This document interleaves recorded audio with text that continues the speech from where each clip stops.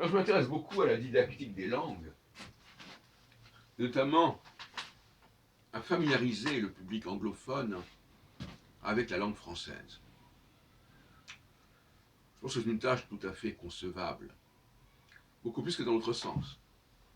Parce que quand on va du français vers l'anglais, on tombe quand même sur un certain nombre de mots d'origine germanique, qui n'existent pas dans la langue française. En revanche, quand on passe de l'anglais vers le français, ou plutôt du français vers l'anglais, eh bien, les mots français sont tous plus ou moins présents dans la langue anglaise, sous une forme ou sous une autre. Il est rarissime qu'on ne trouve pas quelque chose, en faisant un peu d'étymologie, évidemment. Par exemple, le verbe prendre, on le trouve dans comprehend, mais aussi dans surprise, et même aussi dans prison, etc. Alors, j'ai pensé qu'on pouvait sensibiliser le public anglophone, qui est énorme, puisque c'est la langue la plus répandue au niveau de l'apprentissage des langues,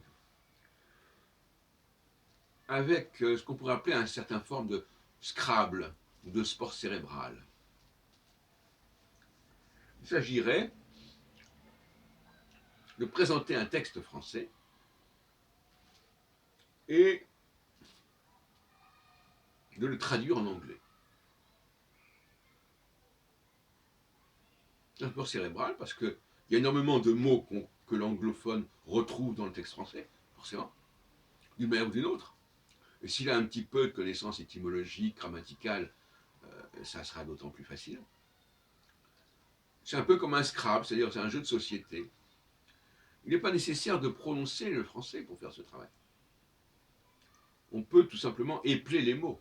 Par exemple, si je vois un mot français, eh bien je peux l'épeler avec l'alphabet anglais. Ce qui m'intéresse n'est pas que les gens apprennent à parler le français, mais qu'ils apprennent à lire et à comprendre, même pas lire, parce qu'on ne demande pas non plus de lire à voix haute, mais de comprendre le texte français. C'est tout. Alors, le plus intelligent des joueurs trouvera plus facilement la traduction correcte du texte. Et quand je dis traduction correcte, je ne veux pas dire traduction mot à mot, mais comprendra comment le texte est construit, qu'est-ce que veut dire le texte. On peut penser à des séries de plusieurs centaines de textes d'une page qui seraient distribués entre les joueurs et il s'agirait dans un premier temps d'identifier un maximum de mots français faisant sens en anglais. Je dirais par exemple ce mot-là, voilà, je l'ai en anglais. Donc ce mot-là, je l'épelle en français. Je l'épelle avec l'alphabet anglais et je rapproche d'un mot anglais. Bon. Et on voit celui qui arrive à identifier le maximum de mots français existants d'une manière ou d'une autre dans la langue anglaise. Voilà ce que je propose. C'est un peu une sorte d'enquête policière, à la limite, d'énigmes, toutes sortes de textes comme ça, d'indices qui sensibilisent, qui excitent l'intelligence. À ce propos, d'ailleurs, pour parler de la didactique de l'anglais en français, dans l'autre sens, eh bien, quand on dit que Hamlet a dit to be or not to be, that is the question, tout le monde comprend bien que question, c'est le mot français question. Je crois que même si c'est subconscient, enfin je ne pense pas que ce soit même subconscient, les gens savent très bien qu'il y a des tas de mots anglais qui se retrouvent en français. Et inversement.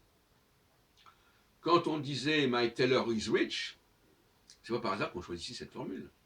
Parce que My tailor is rich, Ça veut dire mon tailleur, tailor, tailleur, is rich, rich. Et quand j'ai commencé à apprendre l'anglais, je crois que c'était en classe de 8e, à l'école communale, il y avait des cours d'anglais. Et je me souviens d'une formule qui était There has been an accident. Ben, accident, voilà. Donc, voilà, bon, accident, accident, voilà.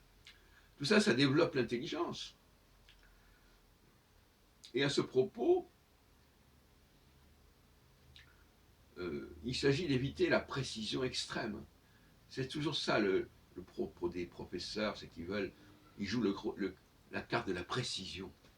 Non, il vaut mieux au contraire être capable de rapprocher des choses qui ne sont pas exactement semblables, mais qui ont quand même un élément de similitude fortement évident. Parce que un très trop de précision, ça crée de l'étanchéité. Alors, un peu moins de précision, un peu plus d'approximation, et là, les choses se passent. Vous savez que dans bien des cas, dans nos cafés philo McDo, c'est le problème qui s'est posé. Une personne ne voyait pas le rapport entre A et B parce que ce n'était pas exactement pareil. Et dans leur mode de fonctionnement, ils ne pouvaient comparer que les choses qui se ressemblaient totalement. C'est complètement ridicule. Le paradoxe, c'est qu'il faut apporter une forme d'approximation, une forme d'imprécision pour créer de la fluidité et pour faire des relations et des comparaisons et des rapprochements.